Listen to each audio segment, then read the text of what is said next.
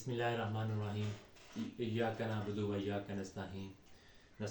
مجھے امید ہے کہ آپ بالکل ٹھیک ہوں گے، خیریت سے ہوں گے. آپ کو خوش آمدید کہتے ہیں کہ اپنے ایک نئی ویڈیو میں، ایک نئی ولاگ میں. آج آپ کو پتہ ہے کہ ہم اپنی ویڈیوز میں آپ کے ساتھ کچھ اہم معلومات ڈسکس کرتے ہیں جس سے آپ سب کو فائدہ ہوتا ہے. آج بھی ہم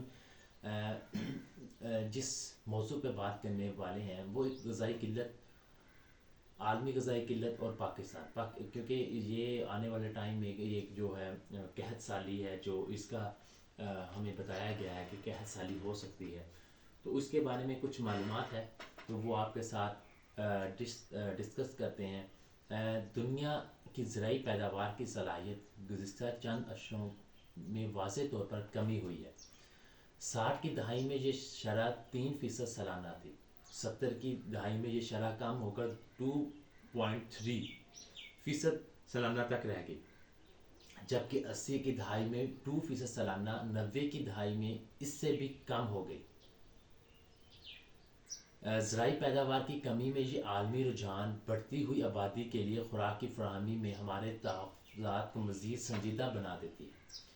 دنیا بھر میں غذائی قلت کا مسئلہ انتہائی گھناؤنی شکل اختیار کر رہا ہے، کیونکہ دنیا کی زرعی پیداوار صلاحیت 1.8% سالانہ تک جا پہنچ چکی ہے. اقوام متحدہ کے مطابق افریقہ اور ایشیا کے ترقی پذیر ممالک میں کروڑوں انسانی جانیں خوراک کی کمی کی وجہ سے خطرے میں ہیں.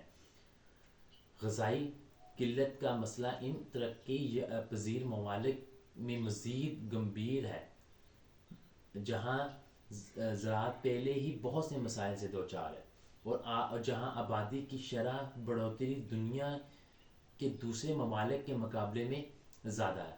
پاکستان میں معیشت کی بنیاد پر زراعت پر ہے. یہ مجموعی ملکی پیداوار کا 21% ہے.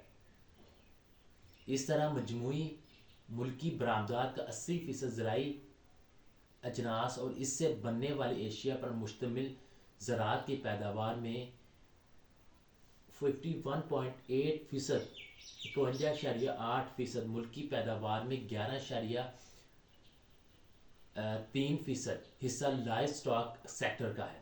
35 سے 40 ملین دیہی آبادی اس شعبے سے منسلک ہے اور اپنی 40% آمدن لائف سٹاک سیکٹر سے ہی حاصل کرتی ہے.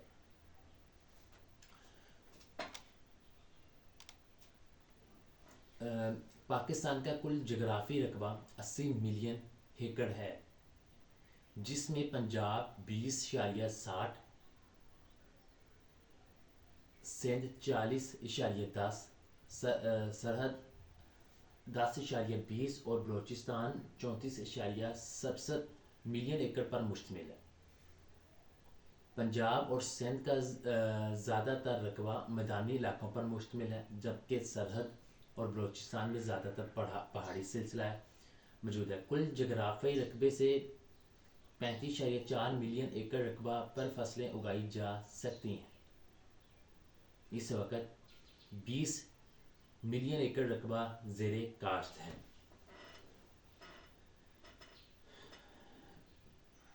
باقی یہ مسائل جو ہے نا، یہ ہمیں بتایا گیا ہے. جو قحط سالی ہے یہ تو برحق ہے کہ آنی ہے، کیونکہ جیسے جیسے ہمارے